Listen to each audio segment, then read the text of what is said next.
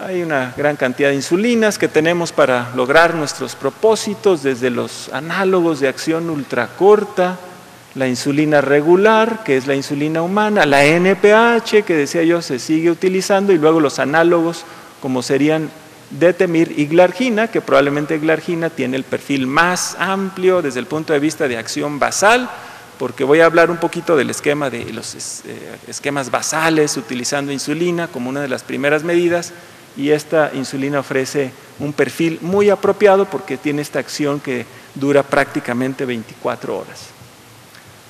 Ok, si decidimos darle insulina a un paciente, ¿cómo se hace el esquema de insulina basal en ese paciente que está descontrolado, que ya vi yo la necesidad de ponerle insulina, ya convencí al paciente, pero ¿cómo le voy a poner? ¿Cuánto le doy?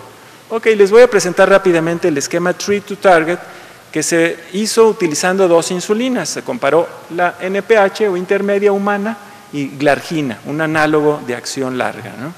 Entonces, en este esquema utilizaron este algoritmo que se llama el Treat to Target, ¿no? De acuerdo al nivel de glucosa que el paciente se practique en las mañanas y de acuerdo al nivel se escoge una cantidad de insulina para aplicarse por la noche.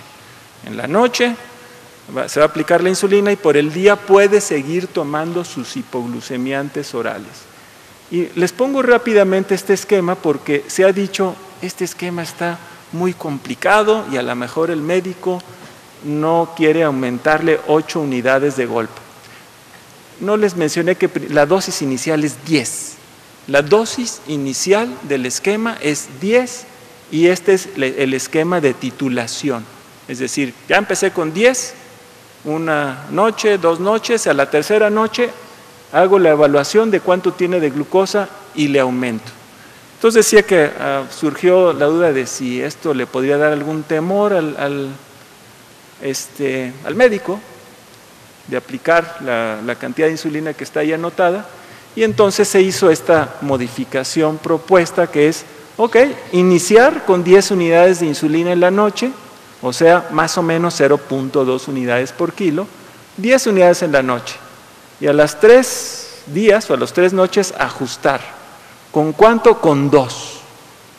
Cada 3 noches le aumento 2 unidades. Empezó acá con 10, a las 3 noches le aumento a 12, a 14, a 16, a 18, etcétera. ¿Hasta cuánto? ¿Cuándo paro el esquema? Hasta que logre la meta que me haya propuesto. Aquí hay una meta, 70-130. Ok, esta es una meta propuesta aquí por David Nathan, pero cada uno podría decir, bueno, yo 70 se me hace muy bajo, mejor le subo a 80, a 130 o 90, dependiendo del paciente. Un viejito que está descontrolado, pero que tengo miedo de que me haga hipoglucemia, le pongo como el set inferior, 90 por ejemplo. Y ya el paciente está con 26 unidades todas las noches y en el día puede ser que esté tomando sus medicamentos orales, ¿no? ¿En qué porcentaje funciona este esquema? En un 60%. El 60% de los pacientes que están en descontrol los pueden llevar a buen control con este esquema, con el esquema Treat to Target. Aquí están los resultados de las curvas de Glargina y de intermedia de NPH para ese estudio inicial del Treat to Target del 2003 y vean, resultados muy similares, hemoglobina glucosilada baja muy similar y la diferencia entre los dos es que hacen más hipoglucemia los pacientes que están con NPH que los que están con Glargina, que sí ofrece entonces una ventaja real, probablemente para algunos pacientes que uno vea lábiles especialmente a la hipoglucemia, y la hipoglucemia es algo que debemos limitar también hasta donde sea posible. Entonces sí hay una diferencia ahí entre uno y otro tipo de insulina. Vamos a ver qué ocurre si se usa insulina Glargina adicionada a un esquema de metformina con sulfonilurea. Metformina, sulfonilurea, esto que usamos aquí en México, pero fuertemente. Acá se ven los niveles originales en diferentes trabajos. Aquí está el Treat to Target, al que me he referido. Los pacientes tenían sulfonilurea y metformina y estaban con 8.6% de hemoglobina glucosilada. Pum, les pone uno Glargina basal en la noche y el grupo termina en 7%. Prácticamente los lleva uno a la meta. En otros estudios se ha reproducido esta acción. Pacientes descontrolados, les agregas este análogo de insulina y mejoran el control. 1, 2, 3, 4, 5, 6 estudios confirman esta impresión que apareció en el 2003 con el estudio Treat to Target. Bueno, se pueden hacer varias combinaciones, ya hablamos de los algoritmos y de los esquemas. Aquí se usa un esquema que dice mejoría de la glucosa postprandial al adicionar exenatide, un GLP-1, uno de los dos que tenemos en el mercado, este exenatide, o sitagliptina al manejo con glargina y metformina. Entonces vamos ahí, ¿cómo se dice?, complicando un tanto el esquema, pero es un estudio corto y las combinaciones más amplias probablemente son los que den los mejores resultados, pero vean aquí glargina, metformina y sitagliptina, los pacientes llegan a 6.4 de hemoglobina glucosilada, glargina, metformina 6.73, glargina, metformina y exenatide 6.53. Esta no se ve, entonces vamos a pasar a la que sigue, que dice que el esquema se debe intensificar en la medida que progresa la enfermedad. Pusimos al paciente que tiene metformina y sulfonilurea, le pusimos glargina. El paciente, el 60% nos logra buena meta, pero otros un 40% no están todavía en meta. ¿Qué podemos hacer? Pues podemos ir poniendo picos extra de insulina rápida preprandial. Porque una de las razones por la que el paciente no está consiguiendo el control es que está teniendo hiperglucemia postprandial. A lo mejor amanece más o menos bien, de acuerdo a la titulación que hicimos, pero en la mañana después de que desayuna se le va la glucosa a 240, por decir un ejemplo. Entonces adicionar un piquetito de insulina rápida o a mediodía podría ser adicionar o NPH o insulina rápida y hasta en la noche si el esquema del control glucémico medido por las glucometrías nos dice que no es suficiente la insulina que se le ha estado poniendo por las noches ni los medicamentos orales, entonces uno podría agregar aquí un poco de rápida. Pero en principio sería los medicamentos orales, la glargina en la noche y si eso no es suficiente poner una dosis de insulina rápida que puede ir entre 3 a 8 unidades o aquí o aquí. Y eso incrementa el número de pacientes que logran llegar a un buen control, no al 100%, pero ya metimos a otro 20-25% adicional. Bueno, aquí la plática que estoy aquí ofreciendo está relacionada como la selección de insulina en el tratamiento de un paciente que está muy descontrolado y hablábamos que estilo de vida más metformina que puede ir combinado con sulfonilurea, después usamos la insulina basal, ponerle una dosis pequeña en la noche y titularla o poner una dosis prandial, la basal más prandial, más 2 prandiales, más 3 prandiales. Ese es un esquema progresivo que yo diría que este esquema, el más intenso, pues lo requerirán los pacientes que estén más reacios al control, pero que probablemente muchos aquí nos quedemos con el 60% y a lo mejor hasta un 80% acá si les ponemos una dosis extra de insulina rápida. ¿Por qué fallamos? ¿Por qué nos fallan siempre los pacientes y los pacientes están en descontrol? Porque fallamos en reconocer la fisiopatología y en elegir el tratamiento de acuerdo a estas bases. Porque hacemos poca prevención, porque no se reconoce la falla de la célula beta, porque los tratamientos deben ser personalizados, deben ser individualizados, hay que combinar terapias, El individuo en el transcurso de su vida, puede ser que la monoterapia en un inicio le haya funcionado muy bien, pero conforme progresa la vida del paciente, progresa su enfermedad, se tienen que usar combinaciones. O puede ser que nosotros como médicos no establezcamos metas de control y yo diga, pues para mí 8 de hemoglobina glucosilada está bien. ¿Se siente bien usted? Sí. Pues ahí está bien. No, eso no es correcto. Ahí lo que estamos alentando es el desarrollo silencioso de la enfermedad cardiovascular, de las complicaciones oculares. Entonces eso no debemos fallar ahí y falla en intervención temprana. Es decir, tan pronto el individuo requiera avanzar a otro paso en el tratamiento, hay que hacerlo y no dudarlo tanto. Bueno, ok, tengo tiempo para esta parte. Miren, con esto de que la glucosa alta lesiona el endotelio, lesiona el corazón y que es la principal causa de muerte de los individuos con diabetes, las enfermedades cardiovasculares es lo que mata al 70% de los pacientes con diabetes, pues se han elaborado una serie de trabajos como son estos tres, que también citamos mucho desde el 2008 para acá, los citamos a cada rato, el ACORD, el BADT, el ADVANCE, que son hechas en individuos que ya tienen por lo menos o casi 10 años de diabetes. Y la idea era mejorarles intensivamente el control y después la respuesta debería ser que disminuyera la mortalidad. Esa era la finalidad de estos estudios. Voy a mostrar un poco más adelante qué resultó. Luego hay otros estudios en los que se usa insulina desde etapas muy tempranas, desde prediabetes, etcétera. Ahí están rápidamente los resultados, un resumen de los estudios grandes, uno en diabetes tipo 1, el UKPDS en diabetes tipo 2 y estos los estudios modernos, ¿no? En estos estudios modernos la premisa era disminuir la mortalidad de los pacientes con diabetes usando esquemas muy intensivos, bajarles la hemoglobina glucosilada a cifras reales de hasta 6.5%.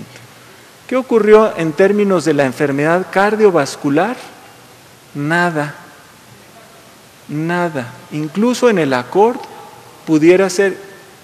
¿Estamos interrumpiendo a alguien por allá? ¿Alguien que esté hablando? Hay un dato aquí de mortalidad para este estudio que causó mucho ruido y mucha confusión.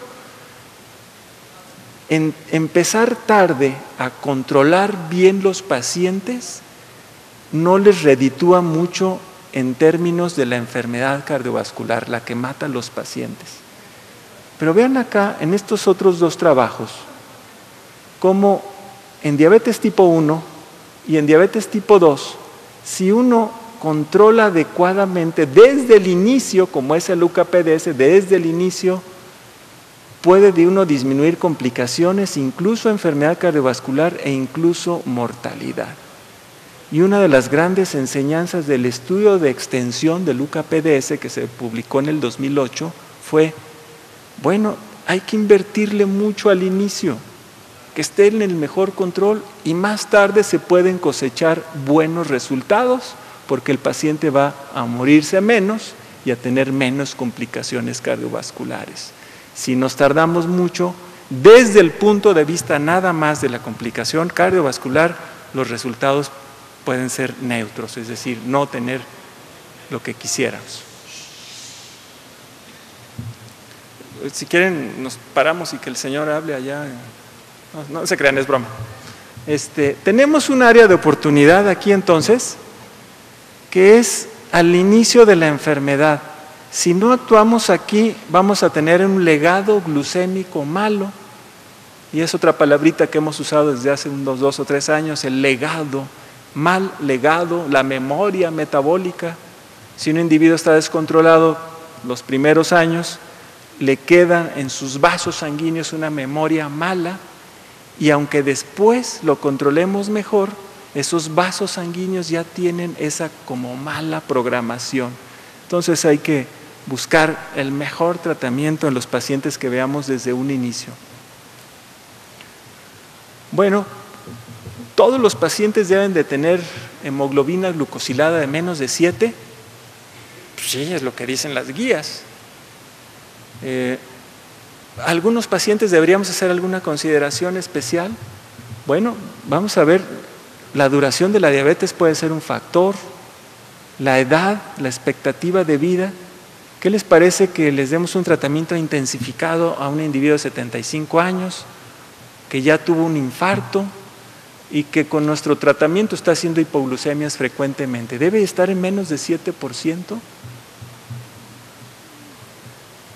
Si tiene cuadros comórbidos, si tiene una enfermedad cardiovascular, ya una coronaria, ya le pusieron stent, ya le hicieron una derivación vascular, si tiene complicaciones microvasculares intensas, si está haciendo cada rato hipoglucemia, ¿voy a esforzarme a que le baje más la glucosa?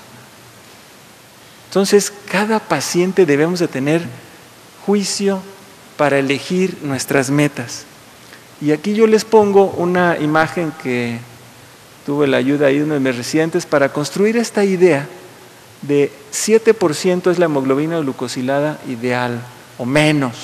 Hay quienes dicen menos de 6.5, hay quienes dicen 6, para ser casi igual al no diabético. Entonces, todos los pacientes debemos de tener esa meta. En mi opinión, los pacientes, no es la mía, hay muchos que lo han externado ya así, los pacientes de reciente inicio, que tengan una larga expectativa de vida, que queremos que vivan mucho tiempo y vivan bien, que queremos hacer una prevención microvascular efectiva, que no tiene aún complicaciones macrovasculares. Y aquí les pongo un índice que ahorita no vale la pena redondear más, calcio coronario bajo, pero estos pacientes sí, desde luego, hay que llevarlos al mejor control que podamos obtener. En el otro extremo de los pacientes, el otro extremo aquí de la condición, que es pacientes de larga evolución que tienen 25, 30 o más años de evolución, la edad avanzada, muy vulnerables a hipoglucemia, complicaciones macrovasculares, calcio coronario alto.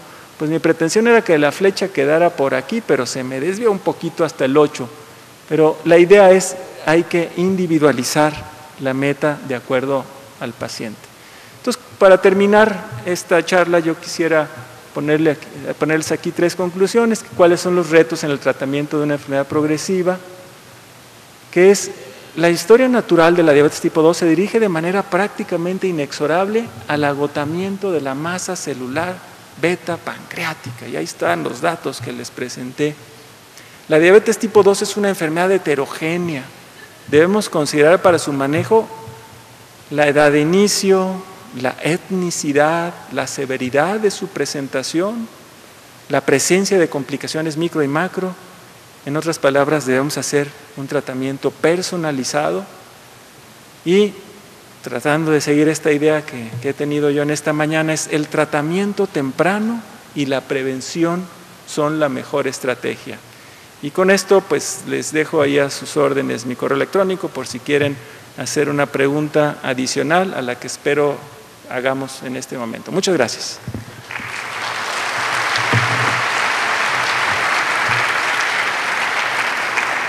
Me ofrecieron aquí los organizadores una ronda de algunas preguntas. No sé si alguien quiere preguntar algo. Y si no, pues está ahí lo que decía yo, lo del correo electrónico, que me pueden escribir, quejarse, insultos no, de preferencia. Correo otra vez. ¿Cómo le hacemos? Ya perdí yo aquí el control de esto. Es rzac99@hotmail.com.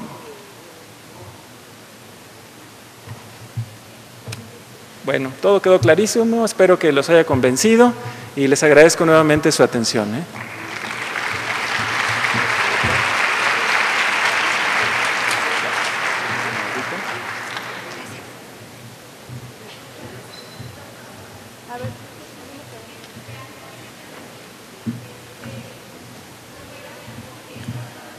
Casi no le escucho.